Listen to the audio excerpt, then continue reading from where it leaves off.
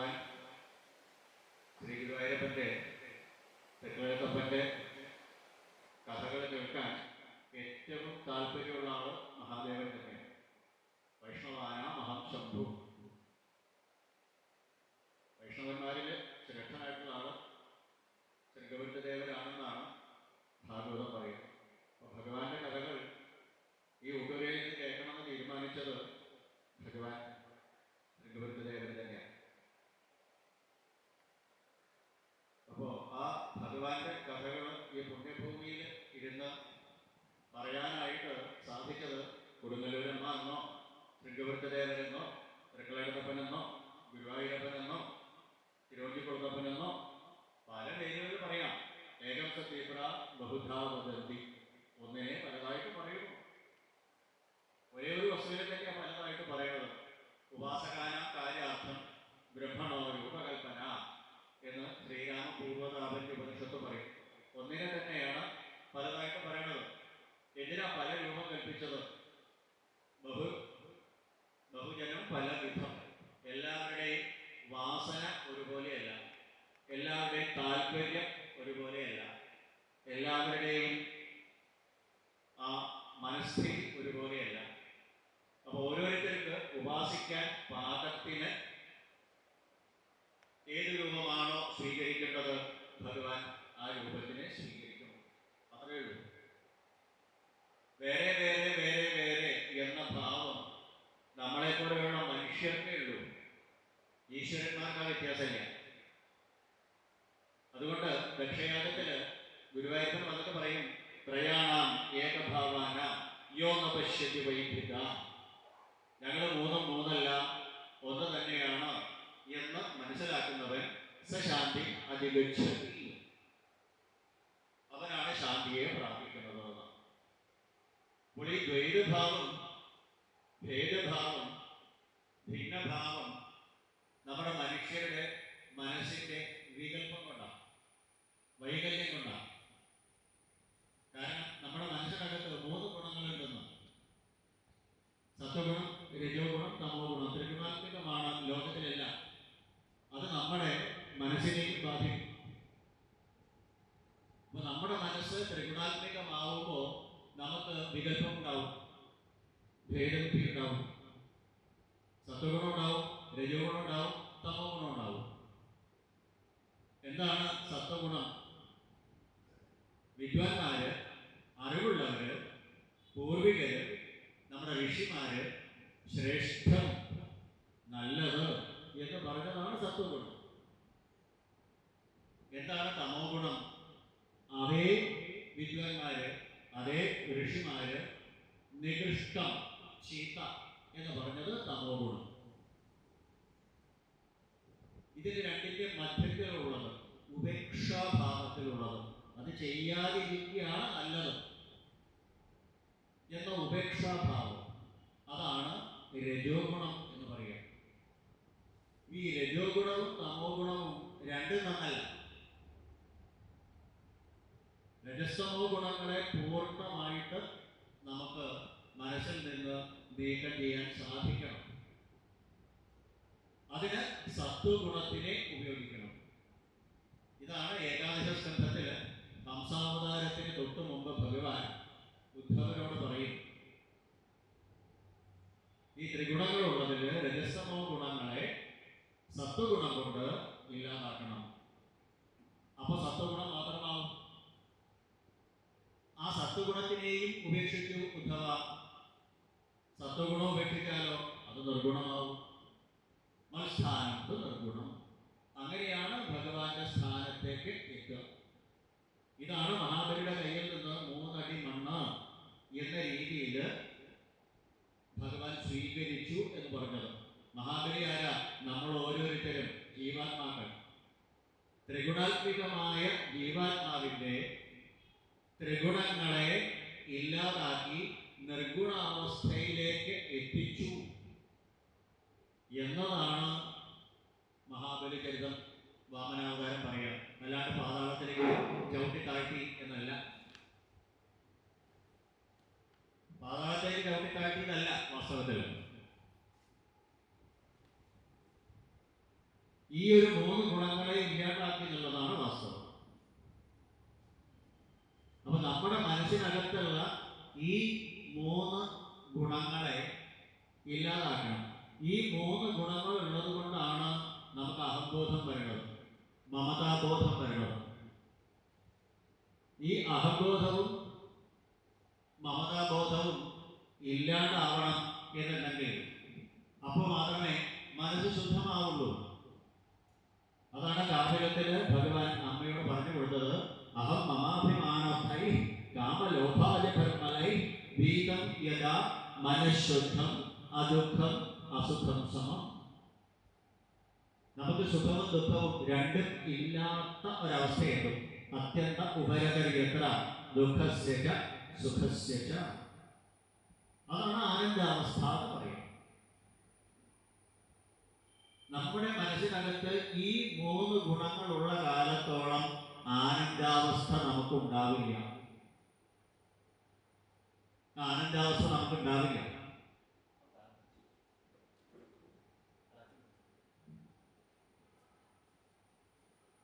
ആനന്ദാവസ്ഥ നമുക്കുണ്ടാവില്ല. ഈ 3 ഗുണങ്ങൾ നമ്മുടെ മനസ്സിൽ ഇരിക്കുന്ന കാലത്തോളം നമുക്ക് ആനന്ദാവസ്ഥ ഉണ്ടാവില്ല. എപ്പോഴാണ് ആനന്ദാവസ്ഥ ഉണ്ടാവുക? ഈ മമതാ നിരാസം വരുമ്പോഴാണ്. ഈ മമതാ നിരാസം വരണമെങ്കിൽ ഈ മനസ്സ് ശുദ്ധമാവണം. മനസ്സ് ശുദ്ധമാവണമെങ്കിൽ രജസ്തമോ ഗുണങ്ങൾ ആദ്യമില്ലാതാവണം. രജസ്തമോ ഗുണങ്ങളെ സത്വഗുണം കൊണ്ട് ഇല്ലാതാക്കണമെന്ന് പറഞ്ഞു. ആ സത്വഗുണം നന്നല്ല, സത്വഗുണം ചീത്തയാണെന്നല്ല, ആ സത്വഗുണം ഉണ്ടായാലും ദോഷമാണ്. ആ സത്വഗുണത്തിനെ ഇല്ലാണ്ടാക്കണം. അപ്പോൾ നിർഗുണാവസ്ഥയിലേക്ക് എത്തും. ഈ നിർഗുണമായ അവസ്ഥയ്ക്കാണ് ആനന്ദം എന്ന് പറയുന്നത്. ഇതെങ്ങനെ എത്തിക്കാൻ പറ്റും? ഇത് ഈസിയല്ല. നമ്മുടെ ഉള്ളിലുള്ള രജസ്തമോ ഗുണങ്ങളെ സത്വഗുണം കൊണ്ട് ഇല്ലാതാക്കണം. ആ സത്വഗുണവും പിന്നീട് ഉപേക്ഷിക്കണം. കേൾക്കാൻ എളുപ്പമാണ്, വായിക്കാൻ എളുപ്പമാണ്, പറയാൻ അതിലേറെ എളുപ്പമാണ്. അത് പ്രവൃത്തി പദത്തിൽ കൊണ്ടുവരാനാണ് വിഷയം. ശുദ്ധമായ സത്വഗുണത്തിനെ കൊണ്ട് മനസ്സ് ശുദ്ധമായാൽ ആ സത്വഗുണവും ഉപേക്ഷിക്കാറാവണം. ഇതാണ് മഹാബലി ചരിത്രത്തിൽ 9 അധ്യായങ്ങളിൽ പറഞ്ഞത്. ഹംസാവതാരത്തിന് തൊട്ട് മുമ്പ് ഏകാദശ സ്കന്ധത്തിൽ ഭഗവാൻ പറഞ്ഞത്. അപ്പോൾ ഈ 3 ഗുണങ്ങളെ ഇല്ലാതാക്കാനായിട്ടാണ് നമ്മൾ ശ്രമിക്കേണ്ടത് അർത്ഥം. ഈ മനുഷ്യശരീരം തന്നിരിക്കുന്നത് തന്നെ എന്തിനാണ്? ഇതാണ് ആദ്യം നമ്മൾ മനസ്സിലാക്കേണ്ടത്. ദുർലഭോ മാനുഷോ ദേഹോ ദേഹിനാം ക്ഷണഭങ്കുര. വളരെ ക്ഷണഭങ്കുരമായിട്ടുള്ളതാണ്. എപ്പോഴാണ് ഈ ശരീരം നമുക്ക് നഷ്ടപ്പെടാന്ന് പറയാൻ പറ്റില്ല. ജലത്തിലെ പോളകൾ എന്ന പോലെ ജലം മനുഷ്യന്റെ ശരീരബന്ധം എന്ന് പറയും.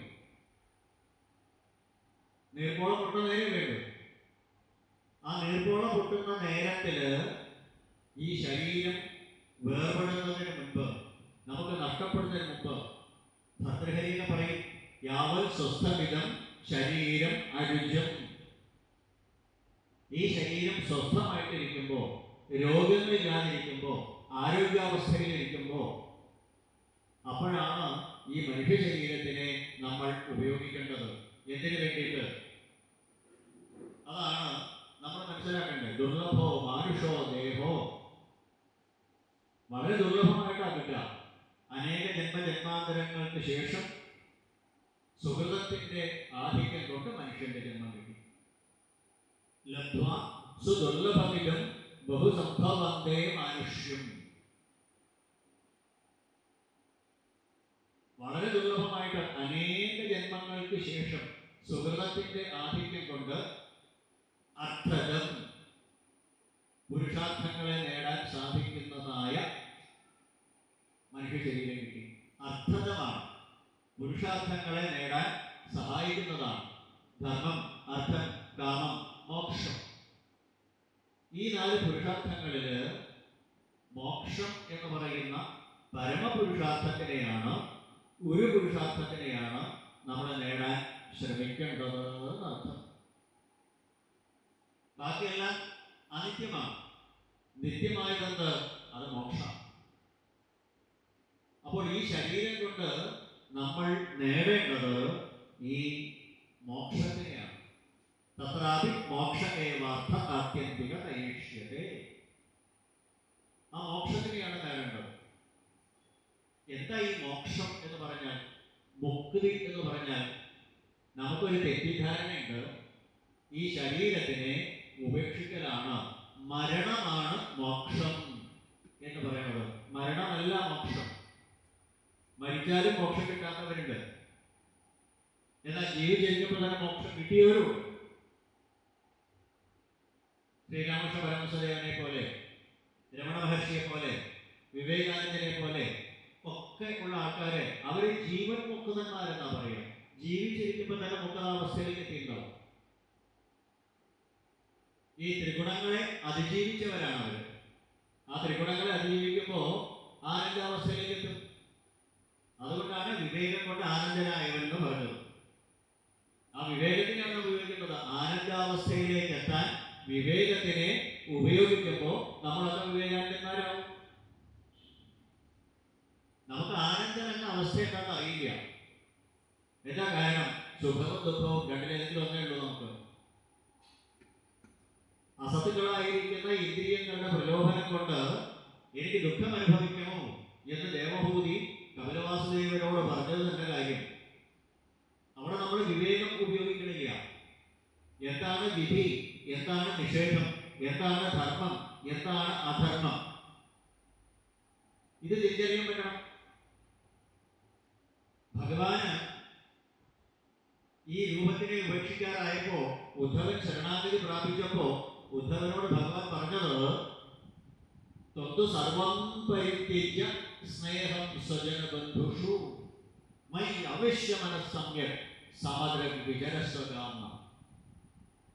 ഞാനെന്നും എന്റേതെന്നുമുള്ള ആ മമതാഭാവത്തിനെ, സ്നേഹത്തിനെ എല്ലാത്തിൽ നിന്നും ഒഴിവാക്കും. എല്ലാത്തിൽ നിന്നും ഒഴിവാക്കും. എല്ലാത്തിനോടും. ആരെ സ്നേഹിക്കേണ്ടെന്നല്ല, ബി ഡിറ്റാച്ച്ഡ്. എത്ര ഉദാഹരണങ്ങൾ വേണമെങ്കിൽ പറയാം. ആ ഡിറ്റാച്ച്മെന്റിന് ഭാര്യയെ ഉപേക്ഷിക്കലോ, മക്കളെ ഉപേക്ഷിക്കലോ, സമ്പത്തിനെ ഉപേക്ഷിക്കലോ അതല്ല മുക്തി. ശ്രീരാമകൃഷ്ണ പരമഹംസദേവന്റെ ഭാര്യ പറഞ്ഞാൽ കൊട്ടത്തേങ്ങ പോലെ ആവണം, കോപ്ര പോലെ ആവണം. ചിരട്ടയുടെ ഉള്ളിലല്ലേ കോപ്ര, പക്ഷെ ചിരട്ടയായിട്ട് ബന്ധമില്ല. പത്മപത്രം ഇവാം ഭസ, താമരയിലെ വെള്ളം പോലെ 365 ദിവസവും 24 മണിക്കൂറും വെള്ളത്തിൽ നിൽക്കുന്ന താമരയിലയെ നനയ്ക്കാൻ ആ വെള്ളത്തിന് സാധിക്കുന്നില്ല. ഇതുപോലെ സംസാരധർമ്മൈഹി അവിമുഖ്യമാന. സംസാരത്തിൽ എന്തെങ്കിലും സംഭവിച്ചാലും ആനന്ദസ്വരൂപിയായിരിക്കുന്ന എന്നെ ഇതൊന്നും ബാധിക്കണതല്ല. ശോകവും മോഹവും സുഖവും ദുഃഖവും ഭയവും ക്രോധവും എല്ലാം മനസ്സിന്റെ ധർമ്മങ്ങളാണ്. ഇത് വരാനെന്താ കാരണം? മനസ്സ് ത്രിഗുണാത്മകമാണ്. അത് തന്നെ കാര്യം. എവിടെ ത്രിഗുണം വന്നോ അവിടെ ഭിന്നഭാവം വരും. എവിടെ ത്രിഗുണഭാവം ഇല്ലയോ, എവിടെ ത്രിഗുണാവസ്ഥ വന്നോ അവിടെ ആനന്ദം വരും. അപ്പൊ ഭഗവാൻ ഉദ്ധവനോട് പറഞ്ഞത്, പ്രായണ മലിക ലോകെ ലോകതത്വ വിചക്ഷണ സമുദ്ധരന്തിക്കാത്മാനം ആത്മനൈവ ശുഭാശയാണ്. അതിനാണ് ഞാൻ മനുഷ്യന് കോമൺ സെൻസ് കൊടുത്തേക്കുന്നത്. പ്രകൃതിയിൽ ഇന്ദ്രിയങ്ങൾ കൊണ്ട് സ്വീകരിക്കുന്നത്, ഇന്ദ്രിയങ്ങൾ കൊണ്ടുവരുന്നത് എല്ലാം സ്വീകരിക്കേണ്ടതല്ല ഉദ്ധവ, എല്ലാം തിരസ്കരിക്കേണ്ടതുമല്ല. എന്താ സ്വീകരിക്കേണ്ടത്, എന്താ തിരസ്കരിക്കേണ്ടത്, എന്താ വിധി, എന്താ നിഷേധം, എന്താണ് ശരി, എന്താണ് തെറ്റ്, ഇതാണ് ആദ്യം മനസ്സിലാക്കേണ്ടത്. വിവേക ചൂടാമണിയിലൊക്കെ ശങ്കരാചാര്യ സ്വാമികൾ ആദ്യം പറയുക, ആദോ നിത്യാനിത്യ വസ്തു വിവേക പരിഗണ്യതയെന്നാണ്. നിത്യമായ വസ്തു എന്താണ് അതറിയണം. അതിനെ അനിത്യമായ വസ്തുക്കളിൽ നിന്ന് തിരിച്ചറിയാനാവണം. അപ്പൊ എന്ത് വേണം? അനിത്യമായ വസ്തുക്കളെ നമ്മൾ ഉപേക്ഷിക്കണം. വലിച്ചെറിയാൻ അല്ല പറഞ്ഞിട്ട് അർത്ഥം. ഉപേക്ഷിക്കുക ഉപേക്ഷിക്കുക ഉപേക്ഷിക്കുക എന്ന് പറയുമ്പോൾ ഭാര്യയെ ഉപേക്ഷിക്കൂ, മക്കളെ ഉപേക്ഷിക്കൂ, സമ്പത്തിനെ ഉപേക്ഷിക്കൂ, ഗൃഹത്തിനെ ഉപേക്ഷിക്കൂ എന്നല്ല, ആ മമതയെ ഉപേക്ഷിക്കൂ. എന്താ മമത? അത് നഷ്ടപ്പെട്ടാൽ ദുഃഖം തോന്നരുത്, നഷ്ടബോധം തോന്നരുത്. അതാ കാര്യം. നമുക്ക് എപ്പോഴാണ് നഷ്ടബോധം തോന്നുന്നത്? എന്റേതായിരിക്കുന്ന സാധനം നഷ്ടപ്പെടുമ്പോഴേ പ്രശ്നമുള്ളൂ, അല്ലേ? വേറൊരുത്തന്റെ സാധനം നഷ്ടപ്പെട്ടാൽ നമുക്ക് ഒരു പ്രശ്നവും ഉണ്ടാകുന്നില്ല. സാധാരണ വർത്തമാന പത്രത്തിന്റെ ചർമ്മക്കുളത്തിൽ എത്രയോ പേരുടെ ഫോട്ടോ ഇടും, നമുക്കൊന്നും ഒരു ഫീലിംഗ് തോന്നാറില്ല. പക്ഷെ നമ്മുടെ അച്ഛനോ അമ്മയോ വേണ്ടപ്പെട്ട ആൾക്കാർ ആരെങ്കിലും ആണെങ്കിലോ ജീവിതകാലം മുഴുവൻ നമ്മൾ ദുഃഖിക്കും. ഇതല്ലേ സത്യം? അപ്പൊ ഞാൻ എന്ന ബോധമാണ് എല്ലാത്തിനും കാരണം. ലോകത്തിലെ സകല നാശങ്ങൾക്കും അധർമ്മങ്ങൾക്കും അശാന്തിക്കും കാരണം ഞാൻ എന്ന ബോധമാണ്. ഞാൻ എന്ന ബോധം വരുന്നത് ഈ നിർഗുണാവസ്ഥയെ പ്രാപിക്കാത്തത് കൊണ്ടാണ്.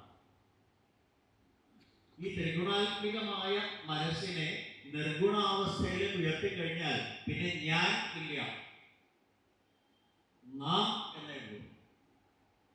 അതുകൊണ്ടാണ് പണ്ടത്തെ രാജാക്കന്മാരൊക്കെ നാം എന്ന് സംബോധനയുള്ളത്. എന്ന് പറയാൻ പ്രജകൾ ഉൾപ്പെടെയുള്ള ആൾക്കാരെ ഭഗവാന്റെ ആ ഭാഗങ്ങളിലൊക്കെ നാം നാം നാം എന്ന് പറയുള്ളൂ, ഞാൻ അല്ല. ഇതാണ് വ്യത്യാസം.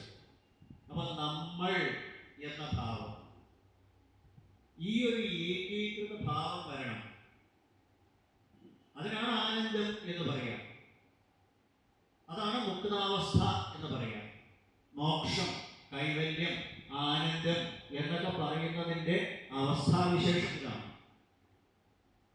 അത് നേടാനായിരിക്കണം നമ്മുടെ ഈ ശ്രമം എന്ന് പറയുന്നു.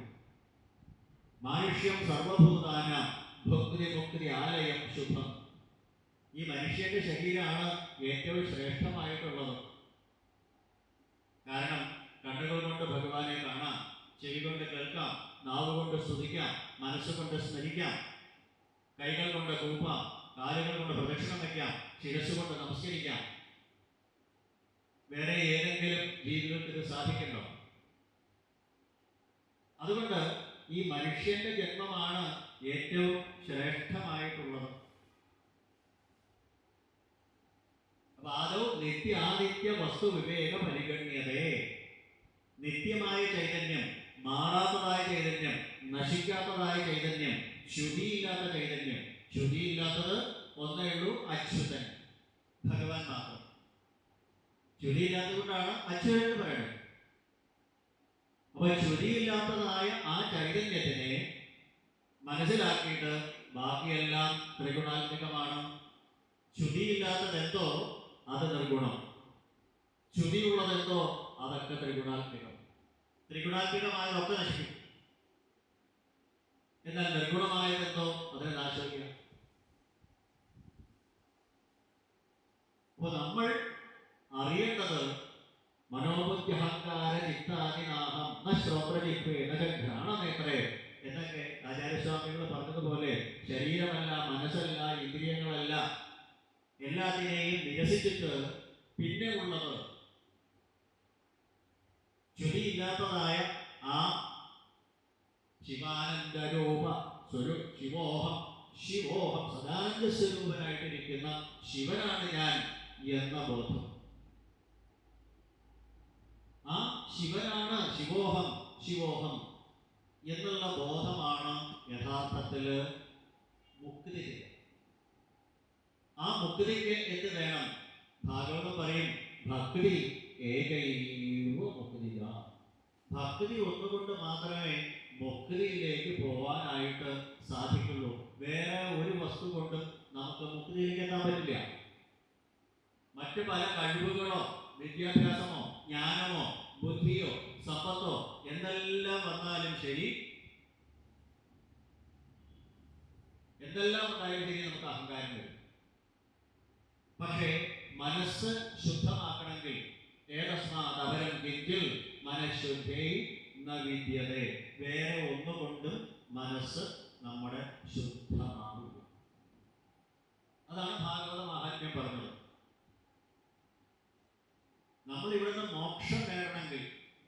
മൂക്കിൽ നിറങ്ങി മോക്ഷകാരണ സാമഗ്രിയ ഭക്തിരേവ വിരീയസി. വിവേക ചൂടാമണിയിൽ ആചാര്യസ്വാമികൾ പറയും മോക്ഷകാരണ സാമഗ്രിയ. അനേകം കാര്യങ്ങളുണ്ട് മോക്ഷത്തിനെ നേടാൻ. അതിൽ ഏറ്റവും ശ്രേഷ്ഠമായത് ഭക്തി തന്നെയാണ്. കർമ്മയോഗം കൊണ്ട് കിട്ടില്ല എന്നല്ല, ജ്ഞാനയോഗം കൊണ്ട് കിട്ടില്ല എന്നല്ല, അതൊക്കെ ക്ലിഷ്ടമാണ്. അപ്പൊ മോക്ഷകാരണ സാമഗ്രിയ ഭക്തിരേവ വിരീയസി. എന്താ ഭക്തി? സ്വസ്വരൂപാനുസന്ധാനം ഭക്തിരേത്യഭിധീയതേ. താൻ ആരാണ് എന്നറിയൽ. നമുക്കറിയാത്തതും അത് തന്നെയാണ്.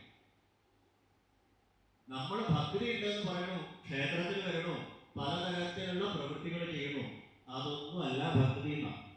അത് ഭക്തി അല്ല എന്നല്ല, യഥാർത്ഥ ഭക്തി അതല്ല.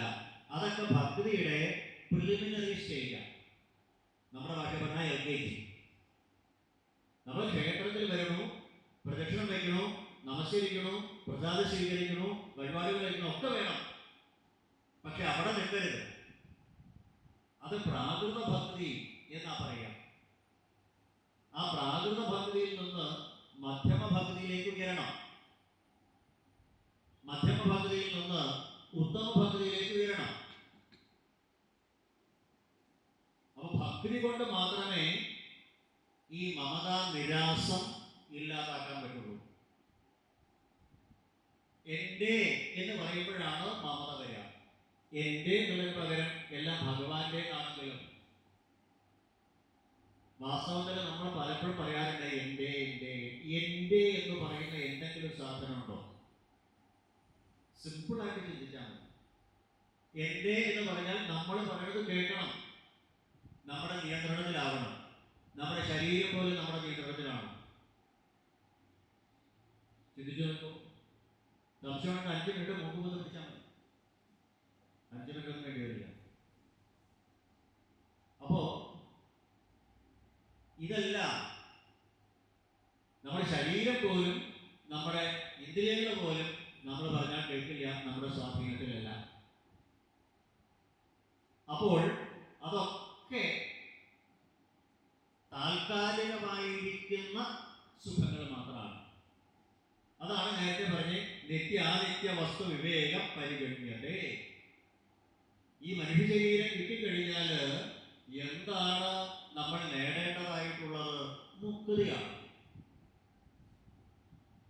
നമ്മുടെ ജീവാത്മാവ് എന്ന് പറയുന്ന ഈ മനുഷ്യന് ഈ മനുഷ്യ ശരീരം കിട്ടി. ഈ മനുഷ്യ ശരീരത്തിന്റെ പ്രത്യേകത സപ്തമസ്കന്ധത്തിൽ വർണ്ണാശ്രമധർമ്മങ്ങൾ പറയുമ്പോൾ ശ്രീനാരായണ മഹർഷി പറയും ആഹുശരീരം രഥം. ഇതൊക്കെ ഉപനിഷത്താണ് കേട്ടോ. ഉപനിഷത്തിന് കാണാൻ ഇതേ വാക്കുകൾ തന്നെ. ആഹുശരീരം രഥം. നമ്മുടെ ശരീരം എന്ന് പറയുന്നത് ഒരു തേരായിട്ട് സങ്കല്പിക്കുക. ഇന്ദ്രിയാണി ഹയാൻ. നമ്മുടെ 5 ജ്ഞാനേന്ദ്രിയങ്ങളും 5 കർമ്മേന്ദ്രിയങ്ങളും. ജ്ഞാനേന്ദ്രിയങ്ങളാണല്ലോ പ്രധാനം. ആ 5 ജ്ഞാനേന്ദ്രിയങ്ങൾ 5 കുതിരകളാണ് എന്ന് മനസ്സിലാക്കുക. ആ കുതിരകളെ നിയന്ത്രിക്കാൻ ഒരു കടിഞ്ഞാണ് വേണം. ഏതാണ് കടിഞ്ഞാണ്? ഇഷുൻ മന ഇന്ദ്രിയേഷു. മനസ്സാണ് ആ കുതിരകളെ നിയന്ത്രിക്കുന്ന കടിഞ്ഞാണെന്ന് പറയുന്നത്. ആ കടിഞ്ഞാണ് ആരുടെ കയ്യിലിരിക്കുന്നു? കടിഞ്ഞാണ് കൊണ്ട് ഈ ഇന്ദ്രിയങ്ങളെ നിയന്ത്രിക്കേണ്ടത് ആരാ? നമ്മുടെ ഡ്രൈവർ, സാരഥി, തേരാളി എന്ന് പറയുന്നത് ബുദ്ധിയാണ്. ആ ബുദ്ധി വഴിതെറ്റരുത്. ബുദ്ധി നേരെയാണ്. ബുദ്ധി ഉണ്ടായിട്ട് കാര്യമില്ല. അവൻ അപാര ബുദ്ധിമാനാണ് എന്ന് പറഞ്ഞിട്ട് കാര്യമില്ല. മറ്റുള്ളവർക്ക് ഉപദ്രവം ചെയ്യുന്ന കാര്യങ്ങളാണെങ്കിലോ അവനെ ശ്രേഷ്ഠൻ എന്ന് പറയാൻ പറ്റില്ല.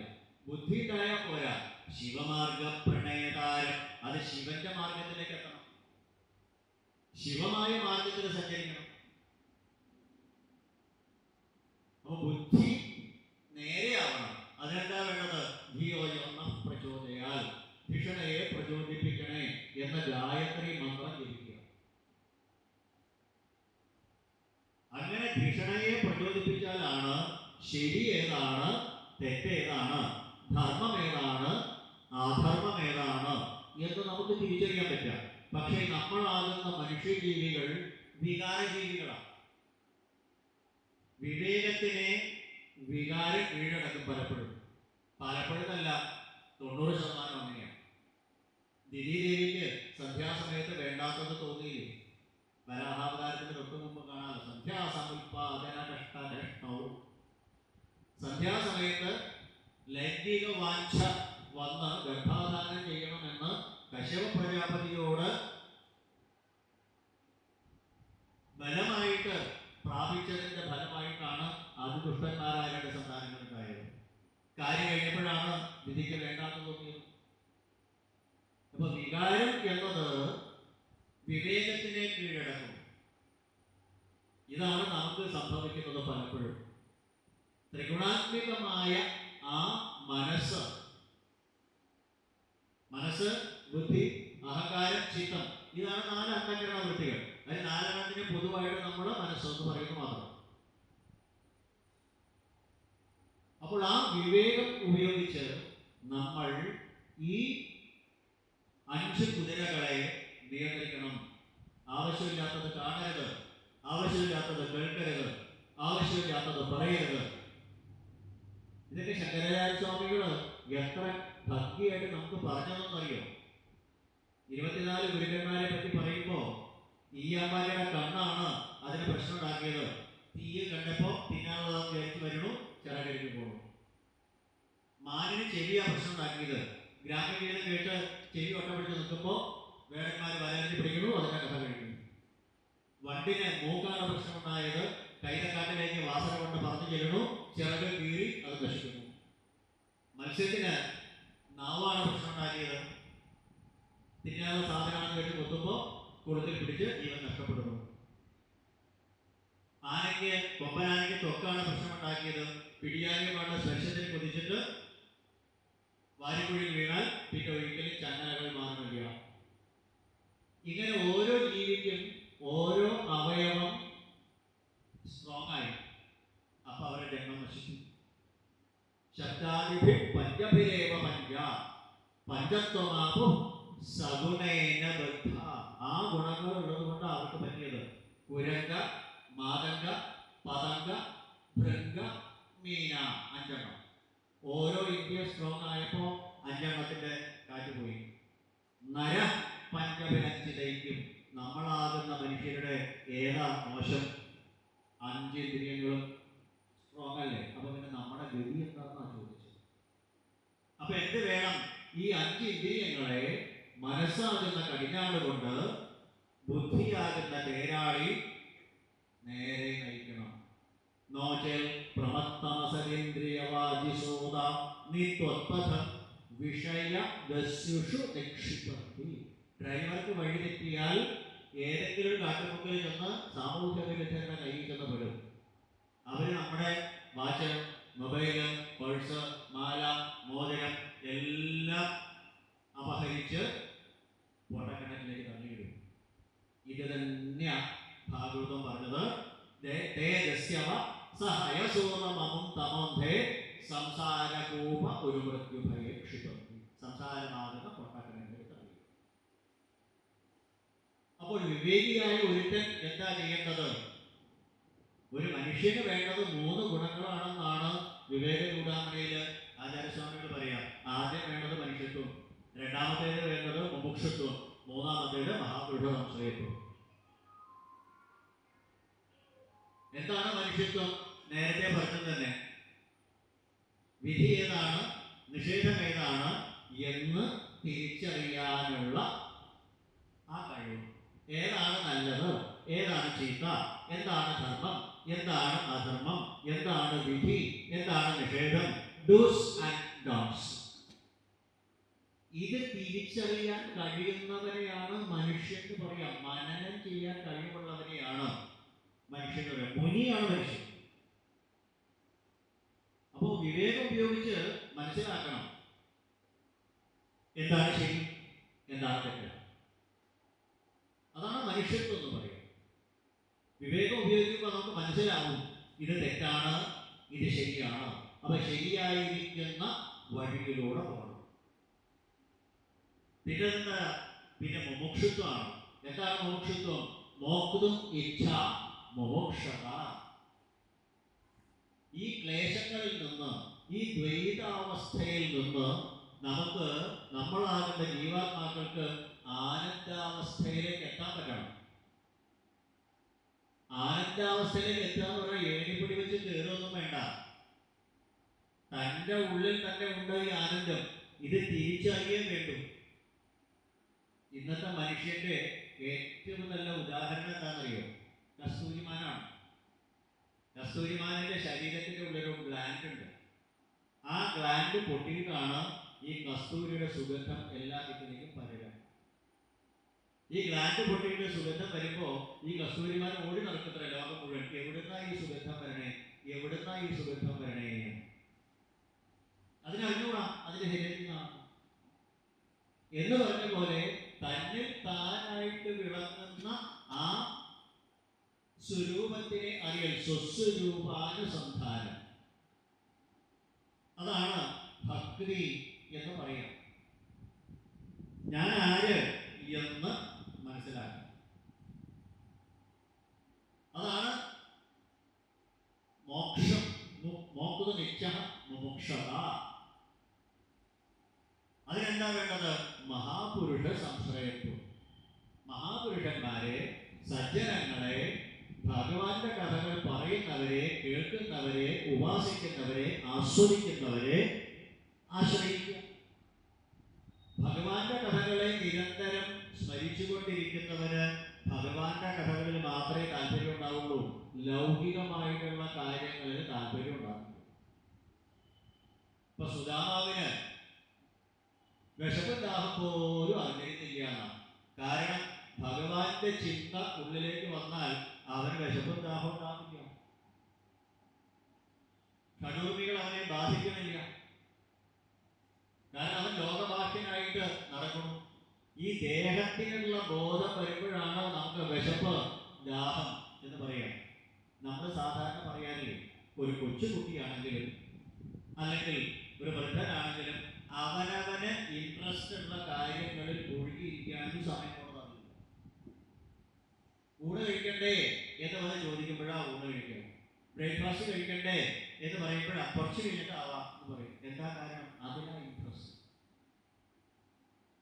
അതാണ് ഉത്താനപാദ മഹാരാജാവിന്റെ കഥ പറഞ്ഞത്. സുരുചിയോടാണ് കൂടുതൽ പ്രേമം. നമുക്കൊക്കെ അങ്ങനെയാ, സുരുചിയോടാ പ്രേമം. സുരുചി, രുചി മീൻസ് ഇൻട്രസ്റ്റ്. ഏത് ചെയ്യാനാ ഇൻട്രസ്റ്റ്, അത് തന്നെ ചെയ്തുകൊണ്ടിരിക്കും. ആരെങ്കിലും നീതി പറഞ്ഞാലോ ഇഷ്ടപ്പെടില്ല, അല്ലെ? നീതി സാരം ആർക്കും താല്പര്യമില്ല. പരോപദേശോ പാണ്ഡിത്യം. മറ്റുള്ളവരെ ഉപദേശിച്ച മഹാപുരുഷ സംശ്രയത്വത്തിന് ജനങ്ങള് ശ്രമിക്കാത്തതിന്റെ കാര്യം എന്താ? അവിടെ നീതിസാരം അവർ പറയണം. സുരുചിയെ അല്ല ഇഷ്ടപ്പെടേണ്ടത്, സുനീതിയെ ഇഷ്ടപ്പെടൂ. നീതി പറയുന്നത് കേൾക്കൂ, നീതി പറയുന്നത് കേൾക്കൂ. ഇതാണ്. അപ്പോൾ മഹാപുരുഷ സംശ്രയത്വമാണ് വേണ്ടത്. മഹാപുരുഷ സംശ്രയത്തിലൂടെയാണ് നമുക്ക് ഭക്തി ഉണ്ടാവുക. ഭക്തിയുഗാണല്ലോ നമ്മുടെ വിഷയം. അതിലേക്കാണ് വന്നുകൊണ്ടിരിക്കുന്നത്. അപ്പൊ ഭക്തി വരണമെന്നുണ്ടെങ്കിൽ എന്ത് വേണം? ആ മഹാപുരുഷ സംശ്രയത്വം വേണം.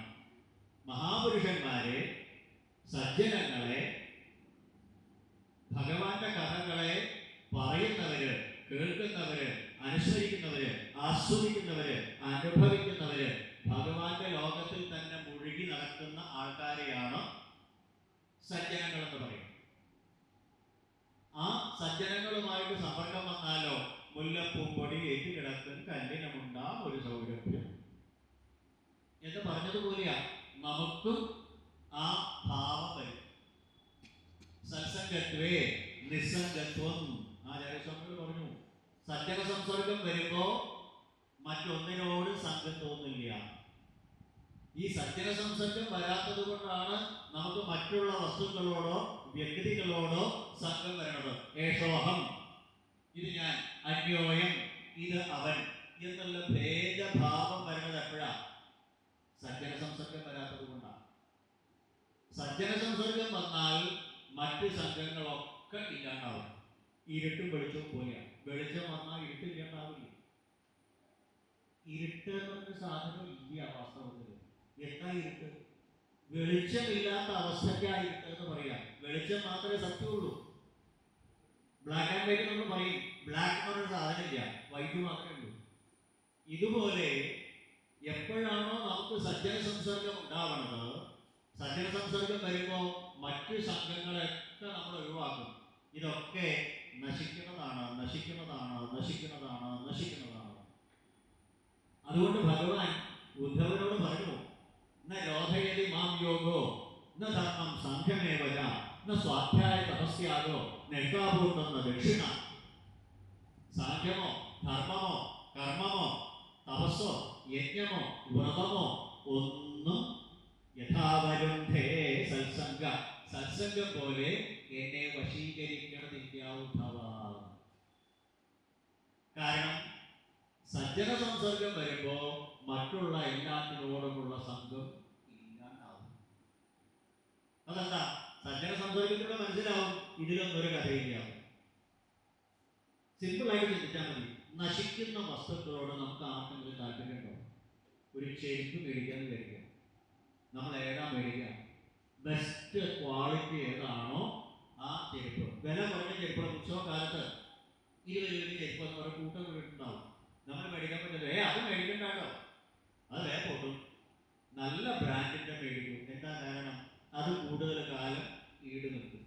അപ്പൊ പെട്ടെന്ന് നശിക്കുന്ന സാധനത്തിനോട് നമുക്ക് ആർക്കും താല്പര്യമില്ല. അപ്പൊ ലോകത്തിൽ നശിക്കാത്തതൊന്നേ ഉള്ളൂ, ബാക്കിയെല്ലാം നശിക്കുന്നതാണ്. സജ്ജന സംസർഗത്തിലൂടെ ഈ തത്വം നമുക്ക് മനസ്സിലാവും. ഭഗവത് ചൈതന്യമൊഴികെ, ആ മുക്തി എന്ന് പറയുന്ന ആ വസ്തു ഒഴികെ ബാക്കിയെല്ലാം നശിക്കുന്നതാണ്, ഇല്ലാതാവുന്നതാണ്. അച്യുതമായിരിക്കുന്ന ആനന്ദം അച്യുതമായ ആനന്ദത്തിൽ നിന്നേ കിട്ടുള്ളൂ, ഭഗവാനിൽ നിന്നേ കിട്ടുള്ളൂ. സച്ചിദാനന്ദരൂപായ എന്നല്ലേ ഭാഗവതത്തിന്റെ മഹാത്മ്യം തുടങ്ങണേ. സത്യം ചിത്തും ആനന്ദവുമായിരിക്കുന്ന സച്ചിദാനന്ദ സ്വരൂപിയായിരിക്കുന്ന ആ ഭഗവാൻ മാത്രമേ സത്യമായിട്ട്